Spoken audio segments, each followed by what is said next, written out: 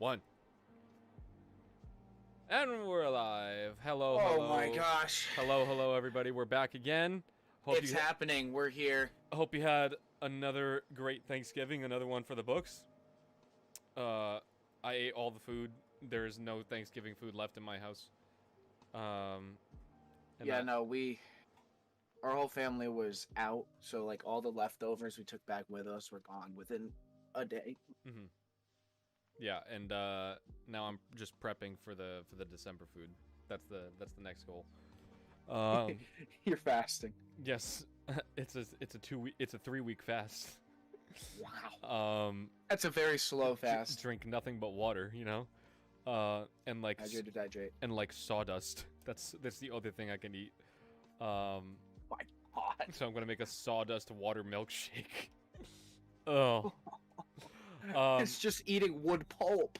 All right, we got a lot to get through today, so that's about all the dilly-dallying we can do today. Honestly, all right. First up, more scalping. DDR5 RAM is now being scalped for up to $2,500 per 32 gig kit, and that is insane. Considering a single 32 gig kit usually costs around $200 for DDR4. Which is bumping that up, a 32 gig kit for DDR5 costs $2,500. That's insane. Imagine spending an entire PC's worth of budget on nothing but RAM. That hurts. That hurts so much.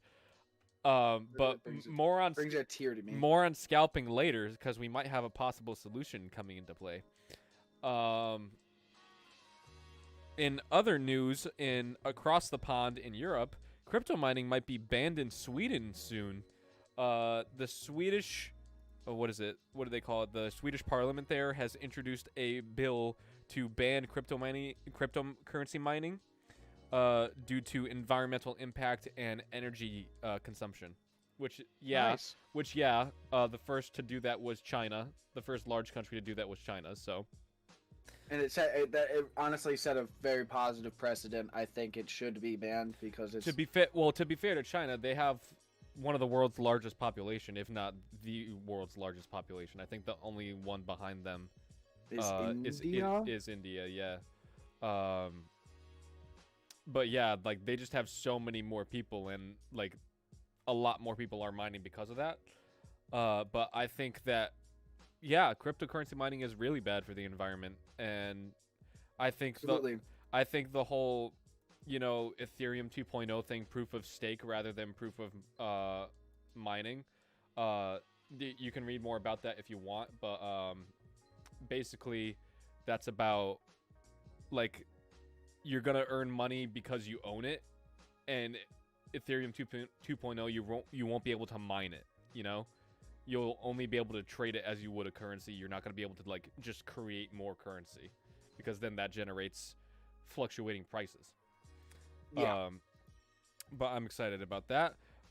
More AMD news. AMD and Qualcomm are tired of TSMC giving them second fiddle treatment to Apple, because Apple has booked all the 3nm process for this year.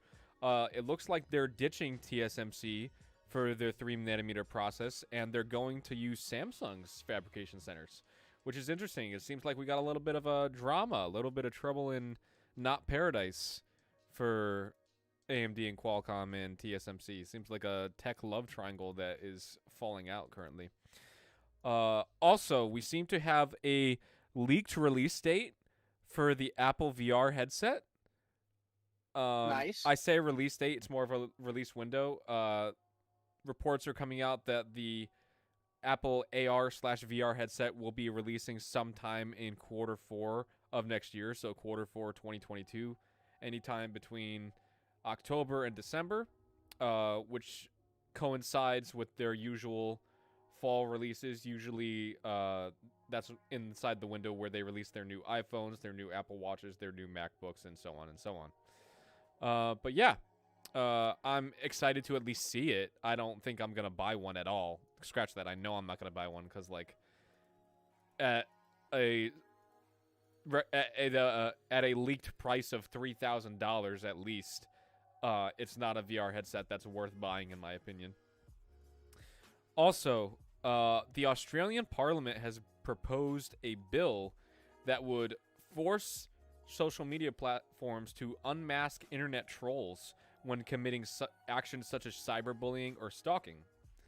That's pretty neat.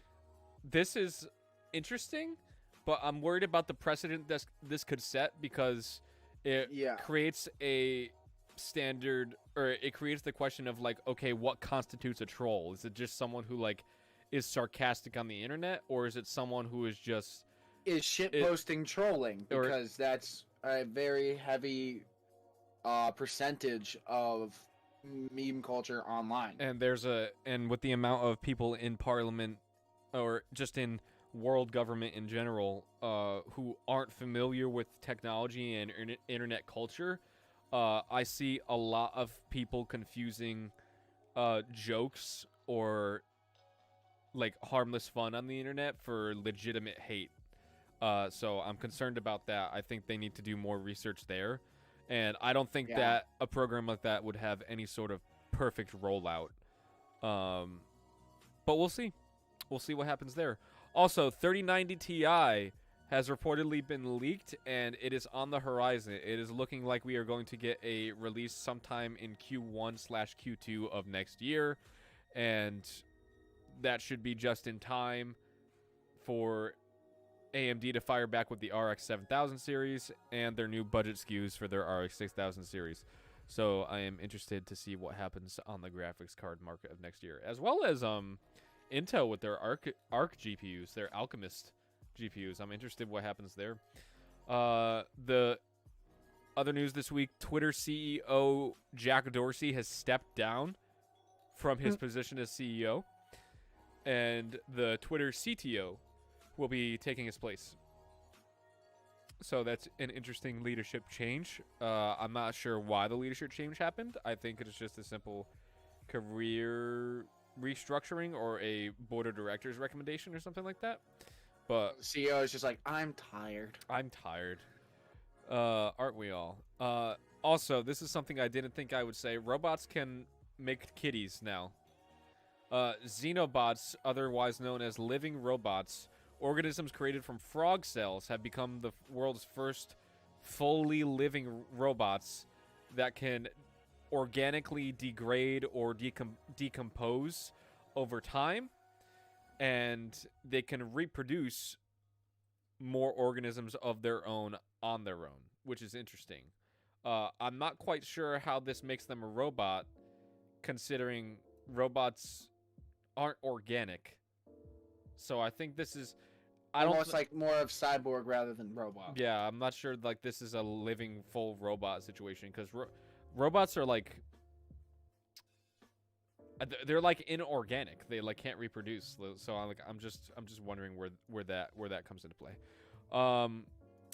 I mentioned earlier that scalping may be a thing of the past, or at least a mitigated circumstance following this new legislation coming out of the U.S. government.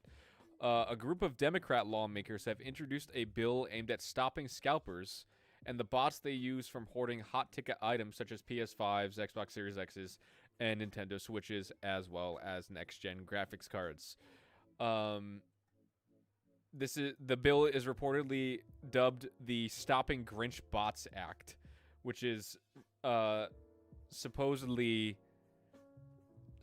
ripping off MSRPs and putting up these products at an insane markup and making it so that toys such as these are not able to be bought by local consumers. Among the supporters are Representative Paul Tonko of New York, Representative Richard Blumenthal of Connecticut, Representative Charles Schumer, Senate Majority Leader, and Ben Ray Lujan of New Mexico. I was like, I know that state. You got there. I was like, that's something I haven't seen in a while. I just don't see New Mexico in the news often.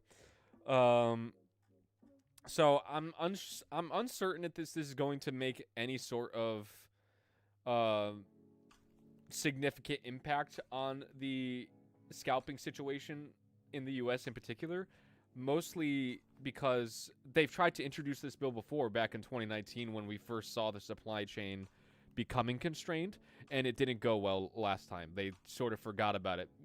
To their credit, it's because of COVID, and we had bigger fish to fry, so to speak. But now that COVID is somewhat mitigated, it looks like this is being brought to the forefront again, and as the supply chain management crisis only sort of gets worse, it looks like that they want to sort of make things better for consumers nationwide. So I think that is a very good thing, but it remains to be seen the effectiveness of this bill. If it passes. It hasn't passed yet, but we'll see. Samsung is looking to release 34-inch ultra-wide OLED monitors in 2022, which sounds pretty great. Might be compatible with AR, virtual reality, gaming, and laptop markets. That's how much potential this display has, which is a direct quote from Choi Joo-sun, CEO of Samsung Display. I am sorry if I pronounced their name wrong. But I think that's pretty interesting. I know that 34-inch ultra-wide monitors from Samsung already are pretty great. But an OLED one, I can only imagine like it's going to be probably near unrivaled image quality, I would imagine. So I'm pretty excited about that.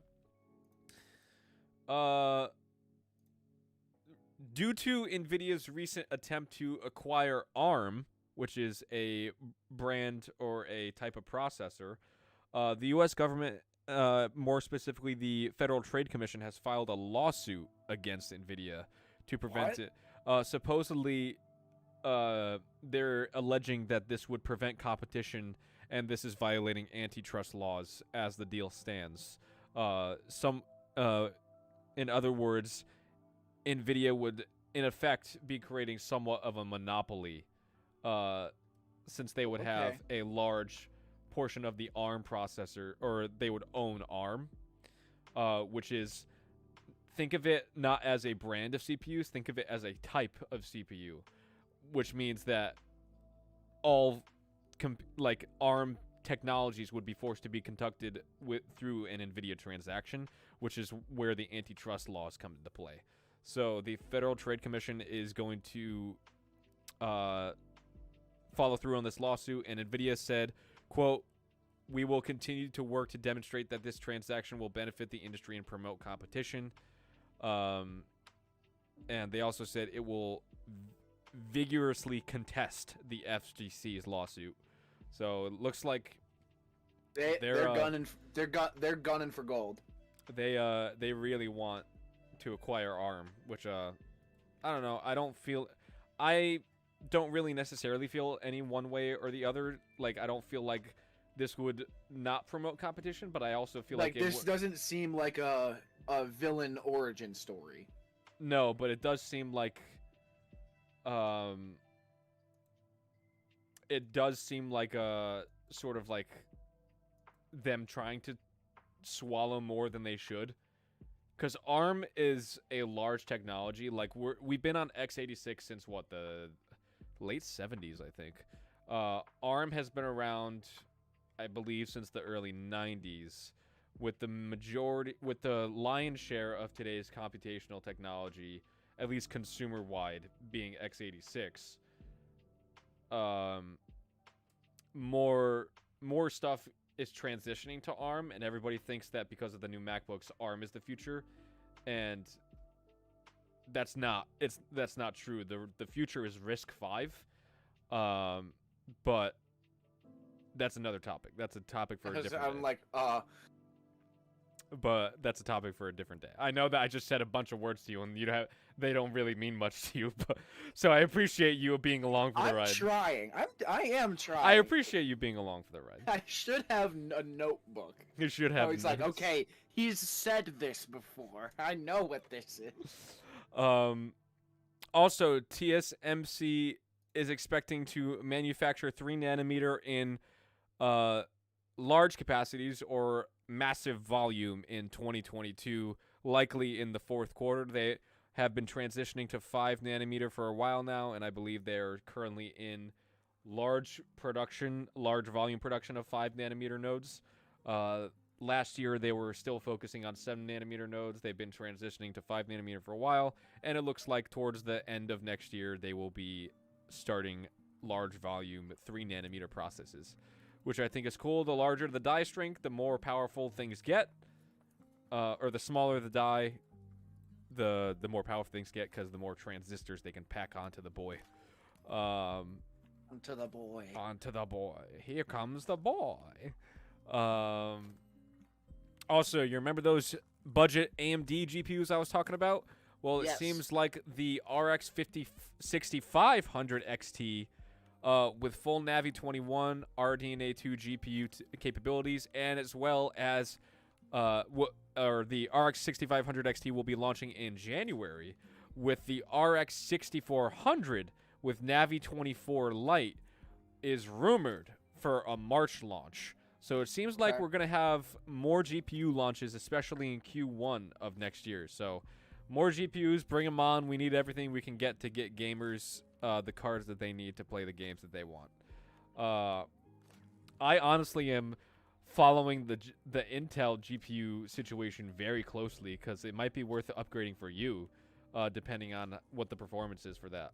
Although I am skeptical, because Intel has never tried gaming specific GPUs before. This is a very much like an early. This is baby steps for Intel. Like so I'm just worried about putting that in a system that I know. So That's fair. I'm just waiting on that. Also, Windows 11 looks like it is not popular at all. Oh no.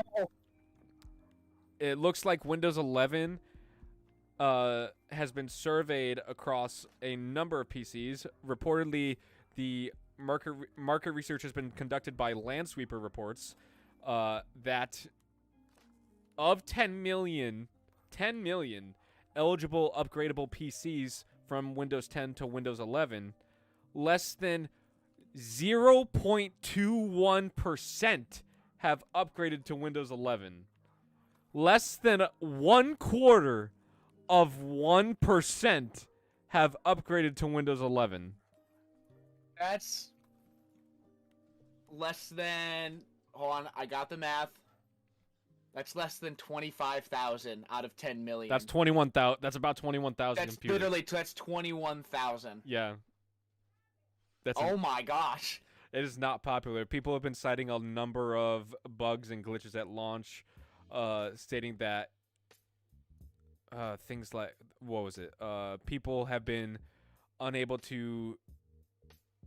Some people have been unable to do simple things like copy and paste on Windows 11, which is not good. Not good at all. Also, their promised Android support, their Android app support from the Amazon App Store was not available at launch, which was a big bummer. Their snipping tool, which was available with Windows 10, was broken, and no one could use it. And File Explorer was reportedly a shell extension that could be easily disabled. So, like, a lot of problems happen with Windows 11. So I could see why it's not very popular. With gamers, let alone average consumers. Like, it's not popular at all. But I hope they iron out the bugs, because honestly, the only reason I want to upgrade to it is it looks like it's better optimized, or at least it will be in the future. And it looks prettier than Windows 10. It honestly looks better. All right, last tech topic for the day. And I'm personally very excited about this one. The first fully sustainable fusion reaction has occurred. A fusion reaction has occurred at the National Ignition Facility at the Lawrence Livermore National Laboratory. I tried to say library and laboratory at the same time. You've been saying a lot of words. I've been saying you can mess up one. I've been saying a lot of words. You did mess up New Mexico early on. I was like, what's that state? I was like, New Minnesota? I didn't know we had another one. I was like, North Carolina, something like that. Like I was just making up states in my head. New Connecticut. New Maine. But this fission reaction was conducted in the UK, and the reaction reportedly generated 1.3 megajoules, an output 8 times greater than what could be generated a few months ago, and 25 times greater than what was achievable simply 3 years ago. This is a historic step for renewable energy and fusion and physics in the future, considering this is the first self-sustaining energy source that has been created. And it's a big deal for renewable energy. And How long did it last? We don't have a timeline on how long the fusion reaction. We only have an amount of power produced. But I think that's mainly what they're concerned with. They're not concerned with how long it lasted. They're concerned with, did it sustain itself? Or did we have to pour more power in it than we got out of it?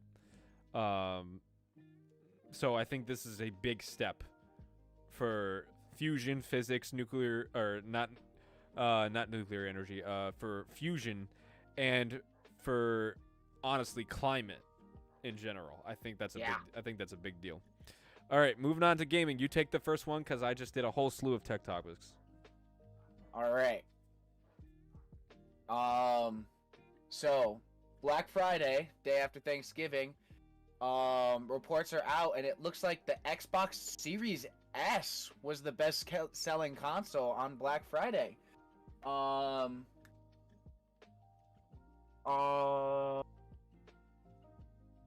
Adobe Digital Economy Index was the source of this information. It got this data from over 1 trillion visits to U.S. retail sites. I'm looking. I don't see any more like units sold or whatever. Like, I don't see any other information, but that's really surprising. You want my theory? I think I know what your theory is, and it's because it's the most accessible one currently. Correct. I think because like even the Xbox Series X has a lot more stake to it, and it was a case of take what you can get. With the exception of launch in November of last year, it has always been comparably easier to get a Series S than a Series X or a PS5. I remember when I got my PS5 back in February, like I could just literally walk into a store. I don't know, this probably isn't the case everywhere, but I could literally walk into a brick and mortar store like a Best Buy, and I could see a Series X on the shelf or a Series S on the shelf. These are consoles and that's because the Series X and the PS5 offer, in my opinion, a true next-gen experience. Or at this point, it's current gen, honestly, because these consoles are over a year old at this point. So honestly, these should be considered current gen consoles, in my opinion. Yeah, I mean, it really makes sense. If you look at the spec sheet of the Series S, it is noticeably less powerful, and it has noticeably not. I wouldn't label it worse performance. It's just built to do less stuff than the Series X. It's also an all-digital console. It has no physical media. That's another difference with it. So we can chalk this up to just parents wanting to give their kid a gaming system, perhaps not giving their kid the one they wanted, but the one that they could get, as well as fed-up consumers who just want a new console and are tired of using a Xbox One or a PS4. Which I honestly don't blame them for. Series S is still more powerful than a Switch, so I could see why they would choose this if nothing else. Shifting from Microsoft to Sony, we have intel that Sony has filed a patent for a mobile gaming controller, not like and I also thought the same thing. No, it is not just a controller that's just like, oh, marketed as you can connect it to your phone. No, much like those mobile phone. Oh no, it was fitting when with the topics that we've been talking about today. So I was just absolutely, it's unfortunate, but yeah. It looks like the patent shows a phone screen with the two halves of what looks like a DualSense 4. A DualShock 4. So DualShock 4. Sorry. Your brain is 8. Your brain is already like DualShock. What's that? Ew, gross. Yeah. It's much more reminiscent of the DualShock 4 rather than PlayStation 5's DualSense controller, but it would connect to either side of the screen. And it says it is a mount fit for Sony's Xperia phones. I have no personal experience with a Sony Xperia phone within the last 3 years. No, I don't have any experience with them. I don't know. So this is not really in the market for myself, but it looks cool. Sony's staking their claim because it really, from my knowledge, all like mobile controllers are all like third party. Yes. Hold on, I wonder if I can go grab mine right now. I have a Razer Kishi for my mobile controller. Nice. But nah, I won't get it right now. It's upstairs. But as well as filing a patent for a mobile controller. Wait, are you gonna say something about PS Now? No, I'm just skipping 2 down. 2 down. And then you can double back for Battlefield. Okay. Sony has finally patented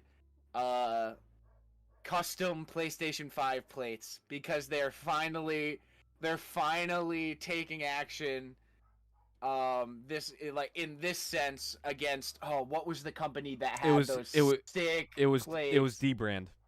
Dbrand. It was Dbrand. I honestly, even though Sony's doing this, I might still pick up Dbrand plates if I can. You better get one soon because their last drop is happening in January. Yeah. I'm gonna hop on the last drop if I can. And they're not cheap. They're like around $70 or $80, depending on your configuration. Fine. But they're sick, and they have like an RGB strip and everything. Oh, looks so good. But yeah, I saw this coming. Like the only reason the company puts out a cease and desist order, there's 2 reasons. It's like you're cutting into their profit, or you launch something that they were planning to launch themselves. Like, those are usually the 2 reasons. So we saw this coming, and honestly, I don't know. I kind of want to wait for the official PS5 ones. They're probably going to be cool. They're going to be officially licensed. To be fair, they might be more affordable because Sony could honestly come in and undercut Dbrand just out of pettiness. So That's true. I'm wondering about that. But yeah, competition. All right. Take the sad story away. I am very sad. One of my most anticipated releases of the year, Battlefield 2042, has now had one of the roughest launches, if not the roughest launch in a Battlefield game's history, and it is now one of the Steam's worst reviewed games of all time. And yet, despite that, it is one of its most played, which is very interesting. Even though the majority of gamers gave this a negative review, many of them are still playing it. And I think, hear me out on this one. I think that I think that this is there are a few variables responsible for that sort of disconnect. I think that one of the reasons is that, one, people are tired of Call of Duty. People are tired of a yearly Call of Duty release.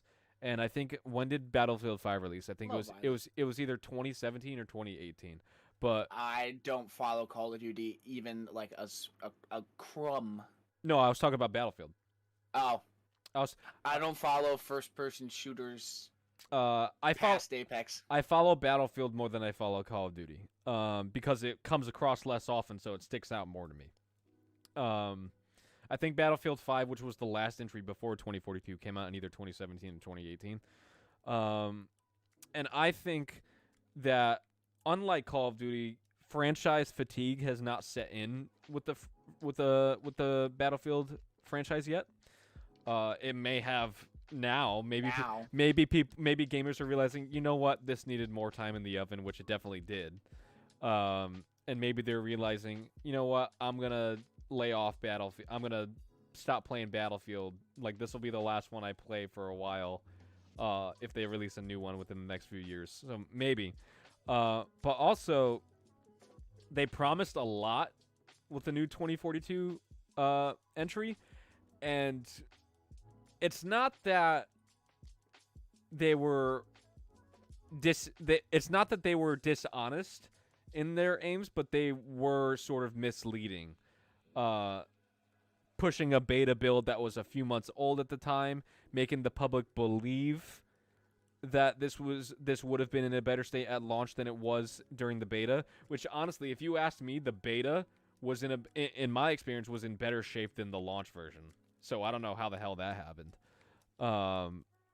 But the developers, DICE, have released a roadmap of 2022 and beyond of Battlefield 2042, and it looks like they are going to be supporting it much in the same way that Rockstar is supporting the Definitive Trilogy bug fixes going forward. It looks like they are committing to the Battlefield formula, and it looks like we are getting a lot of fixes for things fairly frequently. So I am at least glad about that. Moving on. Have you heard of Star Citizen? I've essentially only heard what we're going to talk about. Oh, like that it's crowdfunded a shit ton? Yep, and where is it? So Star Citizen is a truly unique concept of game. I don't even want to call it an actual game. Like, it's an alpha release. It's an alpha build. It is a game solely funded through crowdfunding, and it has been in crowdfunding since 2012, and yet it hasn't released, despite being the largest crowdfunded project for a game that has ever occurred. The Star Citizen since 2012 has raised over $400 million for a single game. That is an insane amount. And Star Citizen is an interesting concept. Many people, fans or avid supporters, say that it's going to be the game when it comes out. Essentially, think of video games personified, and this is that game from how like avid followers of the game have been telling it.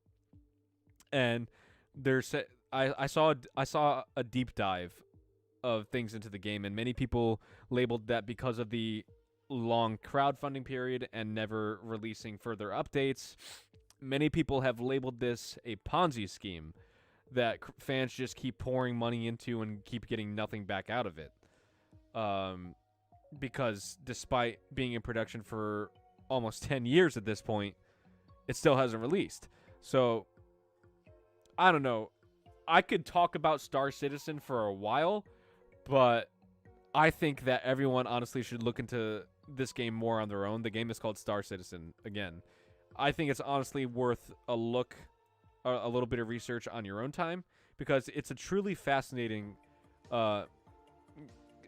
gaming story, I feel like. But many avid followers about this have said that it won't just be the best space game when it comes out. It will be the best video game of all time, and that's how confident they are about it. And which is crazy talk. It makes, I mean, they have the money to back it up. At least they have an unrivaled budget for this game. This is the largest budget for a video game ever made. That the issue behind that is the biggest shoes to fill. It has since it's Star Citizen's expectations are in the stars. That's where it is. So because Alright, well, thank you for tuning in to this week's Amusement. because it's crowdfunded for such a long time, they have to tread very carefully with whatever they release, and they're probably afraid to release something they're at this honestly point. probably working on it day and night, being like, fuck, it's been 9 years! And it's just like, they have like the stock, like you could see like daily stocks where it's just like every day they have a calculated percentage of their expectations going up every single day, and they're like, no! Oh my god. Rapidly trying to match it to hit send. Like, Oh, if this game is bad when it comes out, if this game is in a dog water state when it does company's release, gone. you thought Cyberpunk 2077 was bad. Cyberpunk 2077 didn't have a budget of $400 million, and it wasn't in production for 10 years. It was in production for like 8. And it wasn't crowdfunded. This would be an angry mob. This will be a gaming revolution if this game doesn't meet expectations. So, Godspeed to the developers. All right, you're up with this next one. Absolutely. So finally, after last month's extreme success of Resident Evil 4... Wait, hold on. I just want to read this comment before I keep going. Their TF2 engineering hitting it with a wrench. Oh my goodness. Oh, NG. Alright, so after Resident Evil 4 VR's incredible success, Oculus pegging it as the fastest selling app in the history of Quest. Which nominated for best VR and AR. Which isn't like that good of a claim considering the Quest has only been out for about 2 years now, so like yeah, but still. It's like yeah, I'm surprised. Smosh's, I'm surprised that live action. It's like Smosh's live action Pokemon lip sync back when YouTube was still a baby. It was the most watched video, and then the thing that shocked me was it outsold Beat Saber, which is the staple VR game. The VR game in my opinion. Like if you want to go tier for me, it goes Beat Saber, Half-Life Alyx, and everything else. Walking Dead, Saints and Sinners, and then everything else. But I haven't played Resident Evil 4 VR. I'm sure that's gonna be right below Beat Saber in my opinion. I'm picking it up after the holiday season just because I don't have the funds for it right now. Expendable income. You don't have the funds for it right now. This was the only version of upon launch, this was the only version of Resident Evil 4 not to feature its Mercenaries mode. Mercenaries mode being the, like, horde mode in Gears of War speak, where it's get as many points by killing as many enemies in the time limit. Which, to be fair, implementing such a thing in VR could prove to be more of a challenge than a typical exactly. game. However, makes sense. However, that is no longer the case because in 2022, Resident Evil 4 VR is getting its Mercenaries mode. That's pretty sick. Which I'm so excited for. That's pretty sick. And it's honestly good that you don't have it yet because I would rather get a game when like everything is there. Yeah. Rather than wait for features for months like after the game's launch. But however I was doing was unrelated to that. It was however this game has been around for how long? And they've had the technology to implement this in VR for how long? So I'm sorry, with all these companies releasing old ports like Rockstar with their Definitive Trilogy, there was zero excuse for like not having that in a launch ready state. And there's more of an excuse on Resident Evil 4's part to not have its Mercenaries mode. One, because it didn't launch in a buggy mess, and two, it was launching with the mode separate at a separate date. But still, I'm like, oh, it's disappointing that they didn't have that feature at launch. But yeah. I digress. I'm not. And it only came out a month ago, and we don't have a release date of Mercenaries. All we know is next year. All I'm waiting for now is Ada's Separate Ways mode, which are like, it's essentially like the side story that that progresses alongside Leon's story. Honestly, that might not be present in the VR version. They might cut that. They might choose to cut that. Well, they did cut problematic sections of the game for the VR release. Didn't they cut the escort sections with what's her name? Help me out. The blonde chick. Ashley. Didn't they cut out again, I don't know. I haven't looked into reviews or anything because I want it to be as fresh of an experience as possible. I believe they did cut out at least one of the escort missions with Ashley. Which I'm fine with, because they're very difficult. Because so many players complained about them. But honestly, the biggest thing that is, I've said this before about this game in particular, the biggest gripe about Resident Evil 4 that I could think of is the tank controls. They're so fucking jank and dated at this point. No, yeah, the game itself shows its age, which is why I'm really excited to play in VR. It's moving to VR seems like the best way to be able to play this. It is like very much regarded as like a fantastic fresh take on the most ported entry in Capcom's history. And I remember if it's anything like the VR port of Resident Evil 7 VR, I think only good. I think this game is. I haven't tried it yet, but I am very excited. As well as the Mercenaries mode announcement, Oculus has also announced it's planning to add additional mobility and comfort settings, including hand-based steering, improved left-hand controls, and the option to finely tune, adjust the location of your chest and waist inventory slots. So better comfort, ease of access, ease of accessibility. Yeah. Which is always incredible. Always a good thing. All of this is good news. More accessibility is always a good thing. From the Resident Evil 4 fan, my nipples are hard. Fanboy, honestly. Yeah. Played it on fucking 9 consoles now. Oh my god. Every game seen. How do you feel about the Resident Evil movies? Have you seen every one? I know I've seen almost all of them. Haven't seen the newest one. We're planning on seeing it. We're planning on reviewing it next week. Big confetti, whatever those things are. Kazoo, I think they're called. Snake kazoos. Snake kazoos. Long kazoos. I mean, I like the movies as is. I don't really like the Mila Jovovich ones. I consider them separate, even though they're technically the same universe, because it's an original character. It's like the Kingdom Hearts of the Resident Evil series. They just drop an original character in a franchise and have them mingle with characters that have been named throughout the franchise. The thing that a couple things. There's the way that most people describe the Mila Jovovich movies are,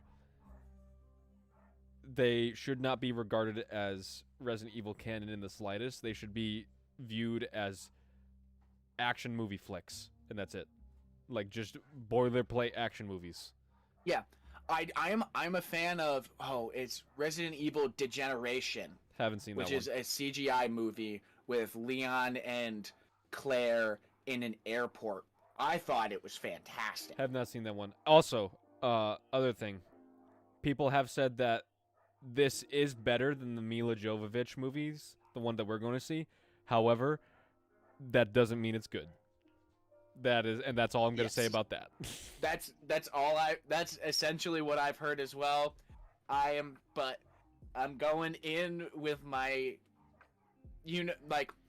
call me like I am, Mr. Easy to Please. I'm gonna have a great time seeing this movie. Do you know the cast? Yes, fucking, what is his name? Chase, or what was the dude from Zoe 101? No, Beck from Victorious is Leon Beck Kennedy. From Victorious. Wow, I was so wrong. But I knew who I had. His name was Beck. He's Leon. Fucking Robbie Amell Is Chris. is Chris, which honestly, I like that casting. I like Robbie Amell as Chris. I'm not gonna say anything else because I don't want to influence your like opinion of the movie. Especially Resident Evil 1 Chris, because early Chris is not as grizzled as he is in Sorry, Ethan. Got Resident Evil Village. Yeah. He gets Also, jaded after the years. The whole Pierce thing changed him. Also, Robbie Amell got buff. When did he get buff? Like, I don't remember that happening. After DC Legends of Tomorrow. I think that's still going on, isn't it? I don't know. I don't know. I mean, because they just released the latest season like this year. He was the Firestarter initially that was revealed in Arrow. I don't think he is Firestarter any longer. Oh, okay, he might be gone. They might have like. They have it was like Firestarter changed. Okay. Moving on. That's enough of a tangent on Resident Evil. PlayStation is reportedly being sued by a former IT analyst alleging gender discrimination. Bloomberg reported that former IT security analyst Emma Maho is seeking to expand her lawsuit into a class action on behalf of women who've worked at Sony PlayStation in the past few years.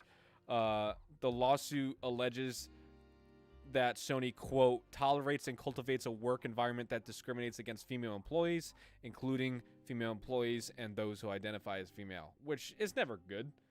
Like, this is bad news for a company whenever allegations like this come out. The lawsuit was filed with California's Department of Fair Labor and of Fair Employment and Housing. I want to say Fair Labor, but employment is the actual title. So we'll see where this goes. We'll be following this closely. We'll also be following the Activision Blizzard situation more closely, which I think we're going to get further into later on. Oh, just quick little aside I didn't put in the doc. Basically, Bobby Kotick, the CEO of Activision Blizzard, is being requested to step down by the board of directors because personal things are coming out about him now. That he allowed the misconduct to take place, and that he it tastes so good. Get him out. Get him out of there. That he sort of permitted an environment that was discriminatory towards women, both transgender and cisgender. So, good soup. Get him out. This doesn't look good to him, and it looks like he's released an apology video. Of course, yeah, like a bad YouTuber. Does it start with him like hugging his dog? No, like it always starts with adjusting the mic, adjusting the camera. Kotick is also on the board of directors for Coca-Cola as well. I didn't know that. They want him off there as well. They want him gone from there as well, so he shouldn't have a job. Yeah, there's a whole story about him with his assistant back in, I believe, 2006 that you should go read about to enlighten yourself about what's happening with him right now. But yeah, it's like it's not going well for him right now. Not going well for anyone at Activision Blizzard right now. But moving on, Mass Effect TV series in production, because why not? Because video games and like companies want to cash in on the cash cow that is the gaming industry. So Mass Effect TV series, why not? Why? Because why not? Because video games. Also Kirby. No, I'm taking this one. Okay, so for the first time since I want to say 2012, yeah, a video game song has been nominated for a Grammy. Under the category Best Arrangement, Instrumental, or Acapella, the 8-Bit Big Band's cover of Meta Knight's Revenge has been nominated. Fluffy, if you're in the chat, 8-Bit Big Band did that cover of Still Alive that I sent you with their singer that's like Sinatra-esque. Oh, I love that. I love that song, by the way. I love the 8-Bit Big Band, and I didn't know about this. Like, I was scrolling down and like picking topics that I was going to talk about, and I was like, oh, It's one of my friends like favorite bands. Like they love the 8-Bit Band.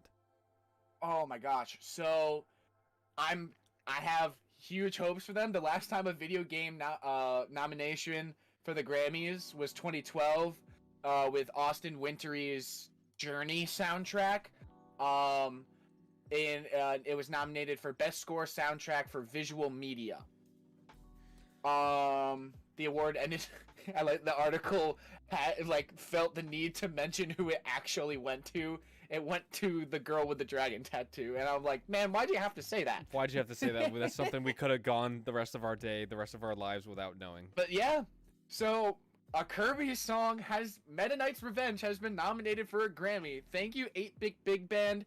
Keep doing what you're doing. I love you. Making gaming history. They don't sponsor us. We're just gushing We're here. just fans. Oh, also, man. for you DC and Marvel fans out there, it's looking like Marvel fans. Have you heard of DC Universe Online, Jared?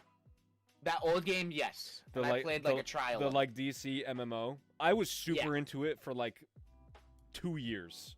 It was really fun. I was super into it. Anyway, the same developers that created DC Universe Online are reportedly working on a new Marvel MMO. So they're working to produce sort of a Marvel counterpart. I've been talking so much today. I feel like my brain is just We've slime. had so much to talk about. It hasn't even been an hour, and so much has been put into it. I know. We've had a lot to talk about, so we're trying to shorten it as much as possible. But I'm excited to see what a Marvel MMO would look like. I am a little skeptical considering how MMO-like Marvel's Avengers was. So I'm a little skeptical that many people may not be receptive to a game release like that. So yeah, but that wasn't marketed as an MMO. But I am curious to see what Marvel can come up with. It was marketed, but the thing that would make them similar is live service. Marvel's Avengers was marketed as live service, right? Which people didn't want. People wanted a cool single player experience. However, fans of DC Universe Online like myself could look forward to this. So I don't know. It's a bit of a fishy one. This one, bit of a tricky one. So we'll watch this one with great interest. Also, Steam keeps breaking records. Steam has set a new highest concurrent player record, reaching an all-time peak on Thanksgiving weekend of 27,384,959 concurrent players using Steam all at the same time, which is insane. I can't think of nearly 28 million people all playing a game on Steam at the same time. To be fair, it's not the same game, but all gaming at that same time, that's insane. I think that's crazy. But yeah, I thought that was just an interesting record that Steam set. They keep doing it. Also, so more Resident Evil surprisingly, news. we have more Resident Evil 4 news, which is so weird in 2021. Multiple Resident Evil 4 stories. It's if I had a quarter for every time we talked about Resident Evil 4 today, I'd have 2 quarters, which isn't a lot, but it's weird that it happened twice. I mean, it's good for you because it's your favorite game, right? Absolutely. So DC Douglas, known for his voice acting portrayal of Albert Wesker in the series, has leaked what appears to be concept art for Albert Wesker in the Resident Evil 4 remake. Now, whether this is real or not, it is interesting to note that DC Douglas has since deleted his Twitter account. So he fucked up. This was essentially the on level of the person who leaked the Deadpool test footage back in 2012. He definitely violated his NDA. 100%. Yep. And I really, I know that this is going to end with him losing every job, like the jobs he has now and every opportunity he has in the future for anything more than like a guest appearance, voice acting role on an episode of something. Like, he is not going to be able to hold anything major for a long time. I don't think they'll kick him out for this because, like, with Albert Wesker in particular, because he's such an iconic voice, I feel like they sort of feel obligated to put him into the game. If he was anybody else, if this was his first time voicing Wesker, I think they would just say fuck it and get a new person. That's fair. That's what that rather. But going forward is a different story. So, further entries in the series that feature Albert Wesker are now up in the air. Yeah. From the concept arc, it looks like, because Albert Wesker doesn't appear in the mainline game, he only appears in the Separate Ways section with Ada. This has got the butterflies in my belly buzzing because Resident Evil 4 exists remake now is actually like a thing. Also, Resident Evil 4 fan-made HD project is also a thing that. Oh my gosh, it's coming out in February. This has been like, I watched a 45-minute video like last year about the almost decade-long development of this by like one dude, one person, a single person. He is literally single-handedly like remastering Resident Evil 4, and it looks incredible. If I can find the essentially link, this man is essentially pining for your heart, and he made a Christmas present just for you. Yes. And it's finally being released after all this time. It's like never lost hope. It's like stuck how in 2 there. days ago when the first part of JoJo's Bizarre Adventure Stone Ocean dropped. The first 12 episodes are already out, and it doesn't feel real. And this is the same thing where I was like, this project that I've heard legends about is finally coming out in Q1 2022. It doesn't feel real. And if nothing else, and he's not doing it for profit. He's doing not it like all you free. Have to pay for it. All free, open source. And I think Capcom, to put a spin on the joke, Capcom hire this man. Honestly, this is incredible. This is a Resident Evil 4 superfans love letter to the game, and it's going to echo through the internet. It's like going to echo through the world, and I'm so excited for it. I'm honestly gonna play this when it comes out. It looks from what I watched in that video, it makes the game look incredible. Mm-hmm. Which is why I'm like, even though he's not asking money for it, I feel like Capcom. This is sort of the thing that Capcom would send a cease and desist over, simply because now we have confirmed news that they are working on a remake for 4. So isn't that conflicting?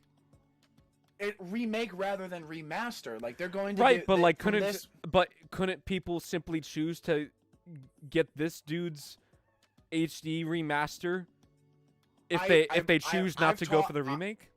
I've talked about what I'm about to say before on this stream, where there are 2 options. It's a win-win scenario. Resident Evil 4 remake comes out and it's incredible. Fuck yes. I feel like a child again. Resident Evil 4 remake comes out. Option 2, Resident Evil 4 remake comes out. It's not great. Still have the original game, which which is my favorite game of all time, with the remastered graphics. I feel like a child again. Mm-hmm. It's really just a win-win situation. The only question I have is, does this have the potential to influence sales of Capcom's remake? I feel like fans who have been, like, for me. No, I'm talking about flat out in general, does this have the Flat out in potential? general, maybe. I don't know, but I'm this- not. it's- Because we know what the dedicated fans are going to do. We know they're going to get both. But I'm Yeah. talking about people who don't play every entry in the series, who like play here and there. I think that because Capcom has had to have known about this for years, because it has been like any like say like Resident Evil 4 subreddit, if that's a thing, it probably is. Oh, get on Reddit. Oh wait, you're I getting am on Reddit. Oh wait, you're getting on Reddit after No Way Home. I'm getting on Twitter after No Way Home. I am on Reddit now. Did you make a Reddit? I do have a Reddit. When? Why was that? Like a year ago or more? Why wasn't I informed? Sorry, you the last time I talked to you about Reddit, you were I tried to tell you to get one, and you were like, the same Twitter argument. I mean, like right now, it's mostly for R34. Like, what do you want? what else is Reddit for? Yeah, I mean, but I go there Capcom? I go there for the PSP subreddit, the OGs. I love the PSP subreddit. It's so wholesome. I love it. It's Oh so my wholesome. God. They're like, I got this today. I feel so good. I'm just like, it warms my little childhood heart. fucking like Patapon posting Fridays, like, oh, that sounds incredible. Freaking Ghost Rider Thursdays. It's great. The way I see it, we digress. The way I see it, Capcom has known about this for years, and they had every opportunity to cease and desist it. I feel like they would have if they felt that it was infringing on them. Yeah, I think it's important to highlight, though, that it's important to not speak for a company, and just because a company does nice things, doesn't mean that they'll continue to do nice things, you know? Yeah. And also, this is coming out in, like, 2 months. I think it's a healthy practice just to always err on the side of cautious optimism. Yeah. It's my last thought on that is it's coming out in 2 months. The Resident Evil 4 remake is not going to be, hasn't even been announced yet. Right. In any official capacity, if it's even a thing. If this just was like a huge troll. That concludes. DC Douglas deleted his account, so. That concludes the Resident Evil news. No more Resident Evil 4 news, I swear. All right. For the plot, yes, Violet, absolutely. Some Witcher news, however. Nice. Yeah. Lot of CG Project news. First off, Cyberpunk 2077 has reportedly turned over a new leaf overnight, it seems. The game went from mostly negative reviews to mostly positive in the span of a week on Steam, which is very interesting. I've been playing the game for a while now. I'm actually a big fan of it, and I was at launch. I didn't encounter many bugs, and the bugs I did encounter, I'm a person, I don't know how you are, I'm a person who usually when I encounter bugs, I have more of a tolerance for it than I would say the average person. I even more so for me, I'll see a bug, like, when we were playing the beta for Battlefield 2042, having just a big old chuckle fuck of a time. Like, yeah. I love seeing bugs. I almost want bugs just to be like, because I know some people, like, see a bug happen and they're like, oh, they're so mad. Like, they're just like 0 out of 10 unplayable. Yeah, like, keyboard warriors, yep. But I think it's crazy that Cyberpunk 2077 has gone from mostly negative to mostly positive in such a short time span, one. And two, it's CD Projekt Red has committed to Cyberpunk 2077, and it believes that, quote, we believe that in the long run, Cyberpunk 2077 will be perceived as a very good game, and like our other titles, it will sell for years to come.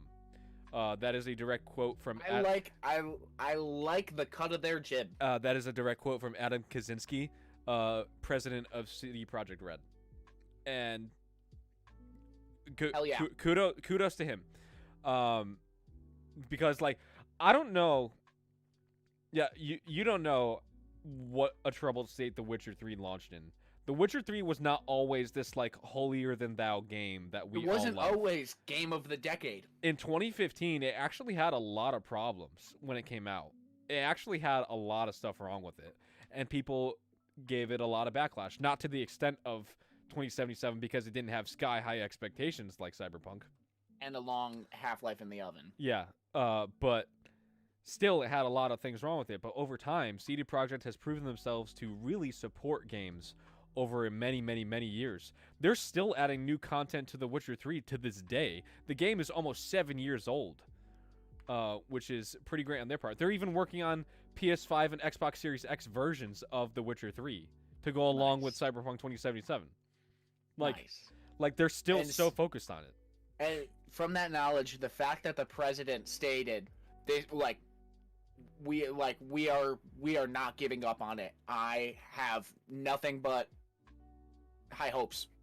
Like I can't wait for the day where we're talking about the legacy of Cyberpunk 2077 and like its rise to glory. Yeah. The phoenix rising from the ashes, so to speak. The Keanu Reeves, the Keanu Renix rising from the ashes. In other news, do you know about CD Projekt's game launcher, their Steam competitor? No. It's called GOG Galaxy. It's a storefront. Whoa, that is quite the title. You should honestly download it because it's pretty great. One feature that is really great about it is it combines all of your games from all of your different launchers, so Steam, EA, Ubisoft, Bethesda, into one repository, into GOG Galaxy, so you can launch all your games from separate launchers in one place. Rockstar 2, that's pretty neat. Rockstar 2, you launch them all from there, and they have a lot of discounts, much like Steam does on their own storefronts. There's always a discount on the Witcher games. There's always a discount on Cyberpunk. So I would honestly look into downloading GOG Galaxy because like it's on. You should check. You should check it out. Like you're Dragon Ball Super arc. If you're a Capcom fanboy, I'm a CD Projekt fanboy. I can shake on that. Yeah. Why I bring GOG Galaxy up is because it's recently CD Projekt has deemed GOG Galaxy a storefront challenge in terms of making the storefront profitable. It seems that year over year they lost about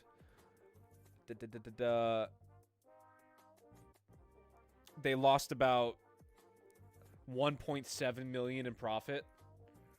So they lost a significant amount in profit. Year over year revenue is down, and CD Projekt said the dip is due to increased costs for both management and development of Cyberpunk 2077 and exploratory work on new projects, much like the rumored Witcher 4. Yeah. So because it's losing money, GOG Galaxy has recommitted its commitment to DRM-free games. DRM stands for Digital Right Management, much in the way... Do you remember... I don't know, this is off topic. This is related, but it's somewhat off topic.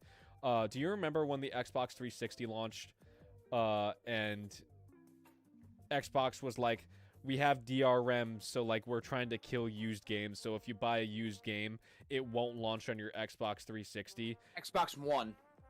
Was that Xbox? Oh, that was Xbox One. That's right. They tried to essentially kill the used games market at first because they were like, if you... I remember that and being like, well, guess I'm getting a PlayStation. That was honestly the reason that was one of the major reasons why I picked PS4 over Xbox One. That's DRM in a nutshell, making it so that you have to buy separate licenses if you have already used one, you know? GOG Galaxy commits to DRM free, so they have zero digital rights management. Like, essentially, you own the copy and only you. Which I think is great, and I think it's a great thing to double down on. Extremely commendable. And also, absolutely. The direction that the Epic Game Store has been taking, where they're trying to get a bunch of exclusives and hemorrhaging money because of it. The Epic Game Store, if you want to look, if you're just curious, is not profitable for Epic Games right now, and it hasn't been for a long time. They've been losing money trying to get exclusives for a while now, and we know that from the Epic versus Apple lawsuit that Apple alleged. But taking that into consideration, GOG Galaxy is focusing on a hand-picked selection of great games rather than hundreds and hundreds of games that span a broad category. Quality over quantity. That's exactly what I'm saying. Like, I think that they're taking things very much in the right direction, and they have reasserted that CD Projekt is, in fact, not for sale. They plan to be wholly independent and not to be acquired by any larger developers such as Sony, Xbox, or Nintendo. Fuck yeah. They plan to be operating independently. So I You don't buy us, you buy our game rights. Yes, exactly. Fuck yeah. So fuck yeah, CD Projekt Red. So I think they're really they took constructive criticism when Cyberpunk happened, and this past year has just been like, okay, what do we do about this? And this is what they're doing about it. And honestly, I think ending. And honestly, I think from everything I just read, it seems like the company is doing everything it should right now. Absolutely.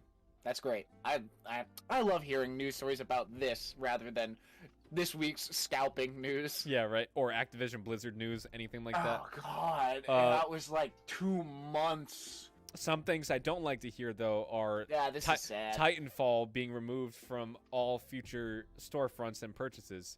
The first Titanfall game has reportedly been delisted from all digital storefronts, and you can no longer buy physical copies of the game, at least new. And Titanfall will also be removed from subscription-based services on March 1st, 2022. However, players who have already purchased a copy of Titanfall, either digitally or physically, will still have access to live multiplayer servers and online servers in the future.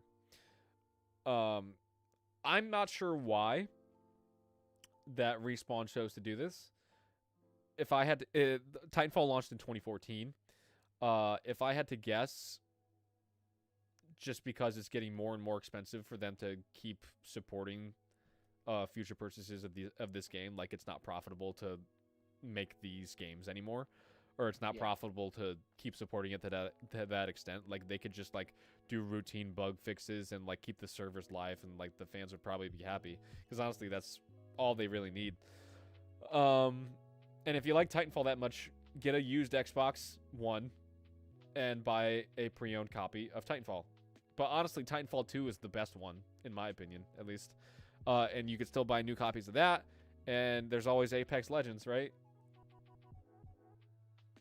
Can you tell we left Apex Legends? I'm holding out for a hope. Maybe it'll come back one day. Maybe. But that is sad Titanfall news. Rip Titanfall. More sad news. More sad news. The co-founder of E3 has passed away. Sanjay E has passed away, and it is very sad. E3 is, E3D. I should have read the last part of it. E3D. That is a 3D printing technology company. Which is like, he's sort of like a pioneer in the 3D printer space. E3D was one of the first major companies to mass produce 3D printing technology, so I think that's a big deal. And the co-founder of the company has died, which is very sad. Sanjay Mortimer, you will be missed, and it's a big deal. Big deal. Like, I don't have a lot of engineering topics that I usually talk about, but like I just wanted to put that one in there because I was like, that was a big deal. That was a big deal. That's a major loss. Just to backtrack for a second, Violet said all Respawn needed to do is create a hat-based economy to print money for them. Ah, yes. Yeah. Good old TF2 days. Good old TF2. But it's okay. Don't be sad about Sanjay Mortimer passing. Paper Mario 64 is coming to Nintendo Switch Online. The Nintendo 64 and Sega Genesis expansion that you have to pay more money for. And it's worse performance than an actual Nintendo 64. Next topic. Valve has released the Steam Deck's packaging. Not released, sort of like displayed. Yeah. Like they sent out the packaging first. Well, those are only like review samples. But the outside box itself, it has a lot of love letters to the Portal franchise with their like danger, like this test is danger acid water if you fall into it, or danger turrets or danger lasers. It has a lot of it's really cool. I really like the packaging. I think they did a really good job at marketing. It's very modest until you open it. Very modest. It is not flashy at all. It is almost completely a cardboard box. Until you open it up. Which, to be fair, that goes in line with their slogan, which is Steam Deck. It just works. So, like, it's a PC in your hands. It works. What more do you want? Like, that's basically all you need to know. And it it has so many different languages of places to play it, like on a Ferris wheel. The biggest meme that's being memed right now is there's a little it's like blown up in poster size. It's on the toilet. On the toilet. On the toilet. Oh yeah, it's right at the top of the box. Yeah. People have been memeing that in a test chamber. Yep. Like they nailed it. They nailed it. All right, take these last two away. Oh god. Yeah, the last one in particular I'm excited about. Yeah, I want you to do the heavy lifting on that one. Hold on, I just messed up the link. This one sucks. This is annoying. I just found about this one today. Take-Two Interactive is filing a copyright claim, a trademark claim, with Hazelight Studio, particularly over It Takes-Two, claiming that It Takes-Two, the title of the game, is infringing on Take-Two's copyright. And I'm just like, this just seems like petty bullshit. What influence does this have on your profitability? Like, one is a game, one is an entire company. No one cares what your company is called. They only care about the games you make. Keep making. I thought Nintendo was the Gene Simmons of game developers. Take-Two Studios is now this is so especially petty. Like there was no reason to do this.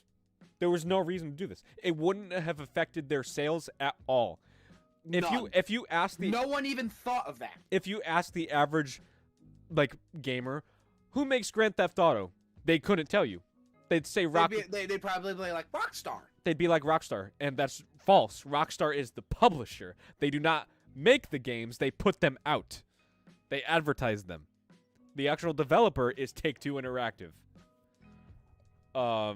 This wouldn't have affected sales of their games at all. This would have zero impact on their profitability, on their revenue stream. Now, because of this, I'm worried about the video game awards for It Takes-Two. Like, will they be because of this lawsuit, will it be canned from the awards?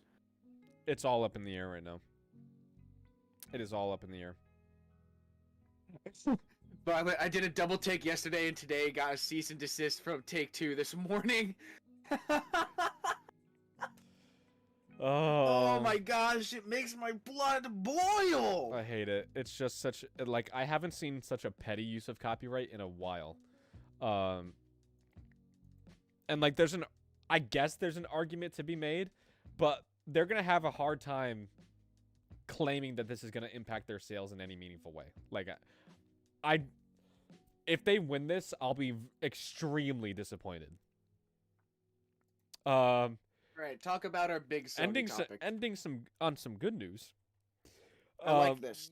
PlayStation, for a while, has rumors have supported the fact or the theory that PlayStation has been working on a Xbox Game Pass competitor for a while now. Not PS Now. This is PS Now is now PS Then. That was great. Thank you. PlayStation Now. 5 seconds. PlayStation Now is reportedly going to be shelved in favor of this new live service that Sony is putting out. The Game Pass competitor that Sony will be putting out will reportedly include access to PS1, PS2, PS3, and PSP games, which is a very compelling value.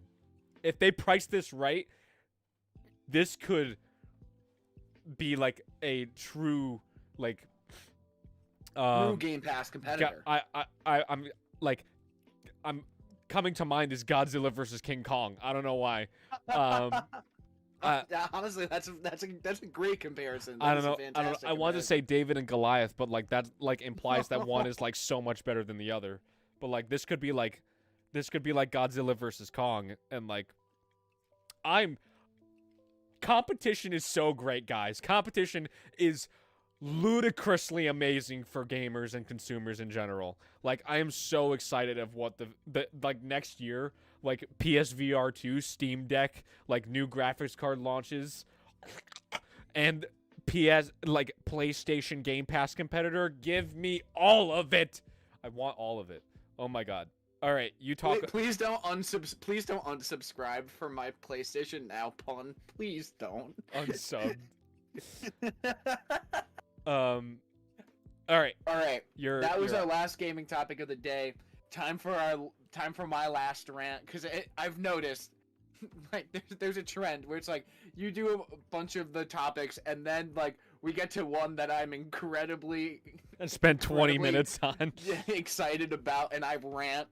All right, so this is the last Jared rant of the stream. So 2 days ago, I mentioned a little earlier in the stream, just offhandedly, the first 12 episodes of JoJo's Bizarre Adventure Stone Ocean have released on Netflix, and to a resounding success.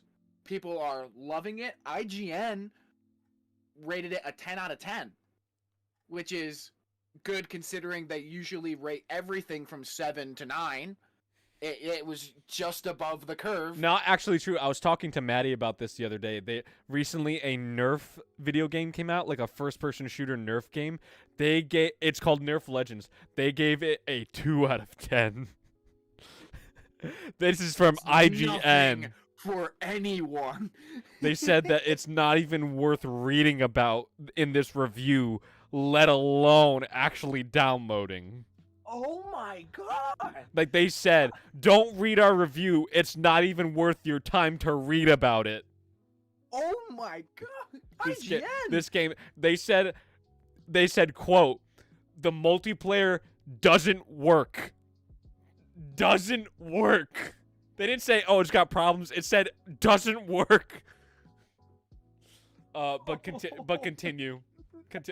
Look into how bad Nerf Legends is when we're done with this. Oh man. Okay. So I'm really believe it or not, I haven't started watching the first 12 episodes. We still don't have a release window of the next chunk of episodes, but like I'm sticking by what I said, like 3 to 4 months. I think they're going to release it in line with it airing on TV. So once the 12 episodes air weekly on television, I think they're going, like, right before the next episode would drop, I think they're going to chunk it. Probably. That would be my guess. But yeah, so excited. Like, much like the Resident Evil HD love letter, it's out already, and it still doesn't feel real, just because it's been over 2 years. Or around 2 years since the end of Golden Wind, and now finally it's here. After I beat Resident Evil Village, I'm gonna I've been focusing on games lately. I'm gonna focus more on JoJo after I beat Village. It's just because like I have such a large backlogs of games compared to TV. Like honestly, it's not even comparable. Right now, I'm 4 episodes into Loki. I am catching up on Marvel Phase 4. I'm really, which takes comparably less time. Yeah, I'm at the bottom of my barrel when it comes to catching up on television, really. This was, one edition, and now Always Sunny in Philadelphia, the first episode of the newest season, also dropped December 1st. So I was just, I was eating good on December 1st. I also have to watch. We both have to catch up on Love, Death, and Robots, the second season. Yes, I am a couple episodes into season 2, but other than that, I've only seen really I've only seen the first episode. I don't have much else that I need to watch, so I'm about to get back into my gaming grind because I also have a massive backlog of games, like something like 30 games to Even play. longer than mine. Yeah, it's bad. Your boy spent almost $400 on the Steam Summer Sale, and I have played none of the games I've got. None of the games. First world gamer problems. Oh God, I feel so bad. Having so many games in no They time. already have my money. It's fine. And the winter sale is coming up next month. I literally I can't take part in it. I don't have gonna skip the this one? expendable income. You just skip this one? Yeah. But the other thing I want to talk about is it has been confirmed and announced that a four-member boy band is confirmed. It's slated. I believe the name of the band is I Hate Mondays, which is great. Yes. That looks nice. We're almost done. I gotta go. Sorry about that. Oh my goodness, I just wrecked my train of thought. So the band is I Hate Mondays, which I think is hilarious because it's like a great Garfield reference for no reason. But they are slated to perform One Piece's 24th intro called Paint.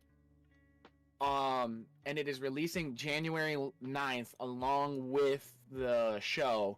So it is going to be, I believe in 5 episodes, we are finally getting our new intro because the most recent one, Dreamin' On by Da Ice, which is DA-ICE, Da Ice. Da Ice.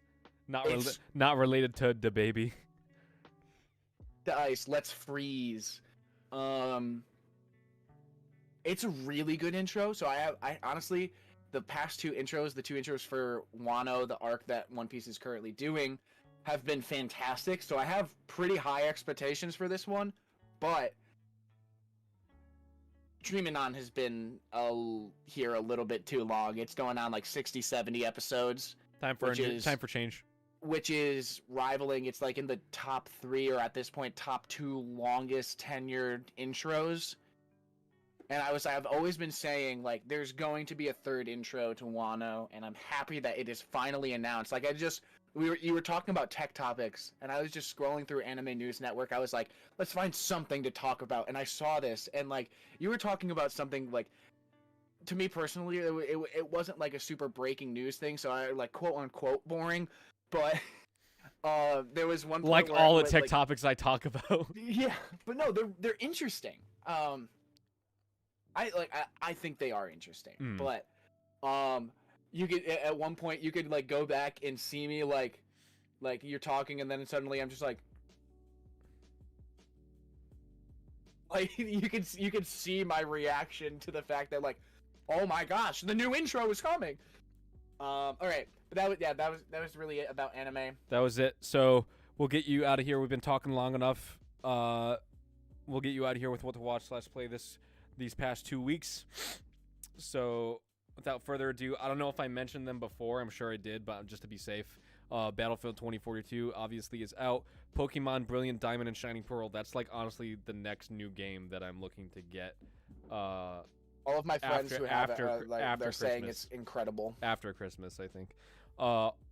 That's out for Nintendo Switch, and Battlefield 2042 is out for PC, PS4, PS5, Xbox One, Xbox Series X.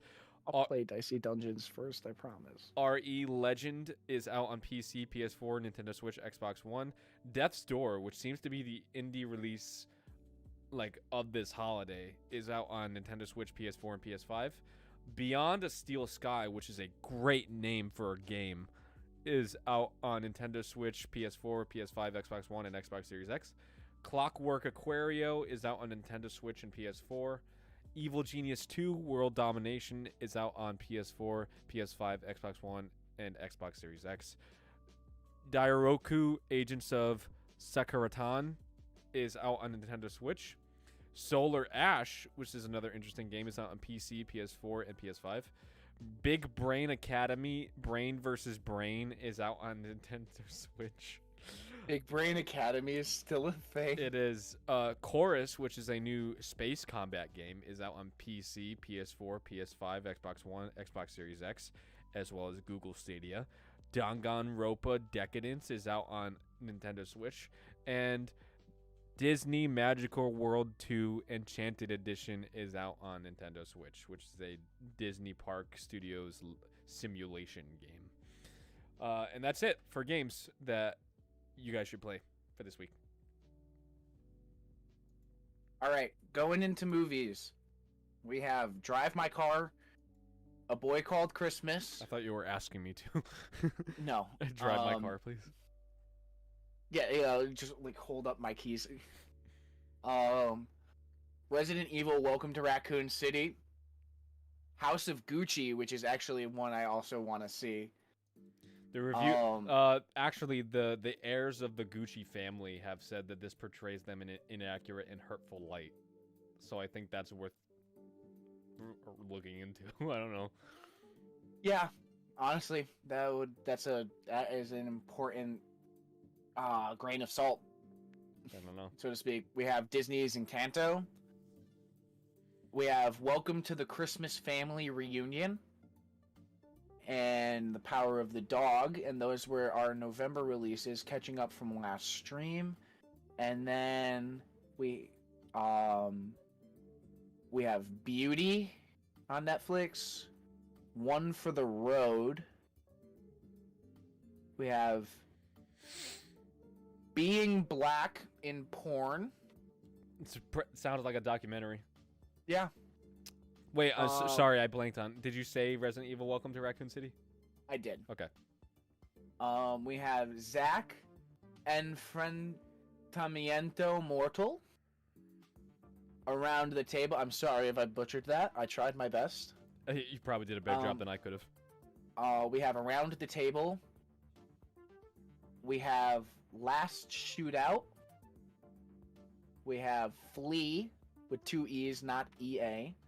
We have Red Rocket, Darkseer, Diary of a Wimpy Kid, like an animated version rather than live action. As it should be. Yeah.